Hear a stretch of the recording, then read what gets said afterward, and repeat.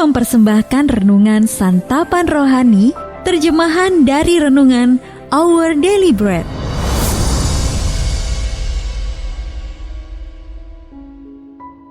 Sahabat ODB, pembacaan Alkitab hari ini terambil dari Ulangan pasal yang ke-10, ayat yang ke-17 sampai dengan ayat yang ke-20. Sebab Tuhan Allahmu lah Allah segala Allah, dan Tuhan segala Tuhan. Allah yang besar, kuat, dan dahsyat, yang tidak memandang bulu ataupun menerima suap, yang membela hak anak yatim dan janda, dan menunjukkan kasih-Nya kepada orang asing dengan memberikan kepadanya makanan dan pakaian. Sebab itu haruslah kamu menunjukkan kasih-Mu kepada orang asing, sebab kamu pun dahulu adalah orang asing di tanah Mesir. Engkau harus takut akan Tuhan Allahmu.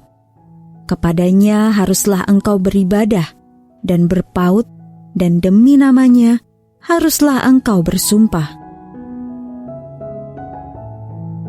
Ayat Mas Renungan hari ini terambil dari Ulangan pasal yang ke-10, ayat yang ke-18.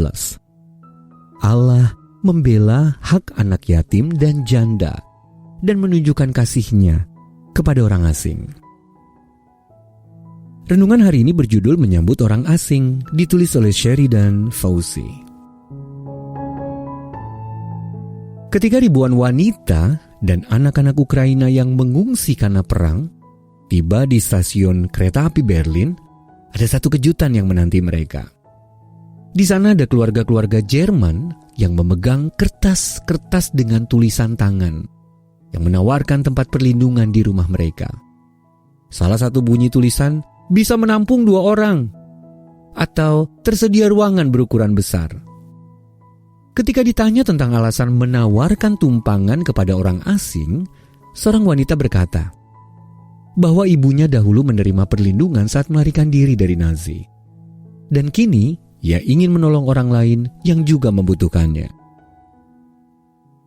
Dalam kitab Ulangan, Allah memerintahkan bangsa Israel untuk mempedulikan orang-orang yang berada jauh dari tanah air mereka. Mengapa demikian? Karena Allah adalah pembela hak anak-anak yatim, janda, dan orang-orang asing. Dan karena bangsa Israel tahu apa rasanya berada dalam keadaan yang tak berdaya seperti itu, maka perasaan empati harus memotivasi kepedulian mereka. Ayat 19 mengatakan, sebab kamu pun dahulu adalah orang asing di tanah Mesir. Namun ada sisi lain dari kepedulian tersebut. Ketika janda di Sarfat menyambut orang asing, yakni Elia, ke rumahnya, janda itulah yang diberkati oleh Tuhan. Kita bisa baca di dalam 1 Raja-Raja pasal 17 ayat 9-24. Demikian pula Abraham diberkati karena mereka memberi tumpangan bagi 3 orang tamu asingnya. Kita bisa baca dalam Kejadian pasal 18 ayat 1-15. Allah sering memakai keramah tamahan untuk memberkati pemberinya, bukan hanya penerimanya. Sahabat ODB, menerima orang asing memang tidak mudah, tetapi bisa jadi para keluarga Jerman itu sendiri diberkati oleh tindakan mereka. Ketika kita memenuhi kebutuhan orang-orang yang tak berdaya dengan perasaan empati yang dikaruniakan Allah, mungkin saja kita akan terheran-heran dengan berkat yang Dia limpahkan kepada kita melalui mereka. Sahabat ODB, menurut Anda mengapa Allah sangat mempedulikan para janda, anak yatim, dan orang asing? Lalu bagaimana cara Anda menyambut orang asing yang tak berdaya minggu ini?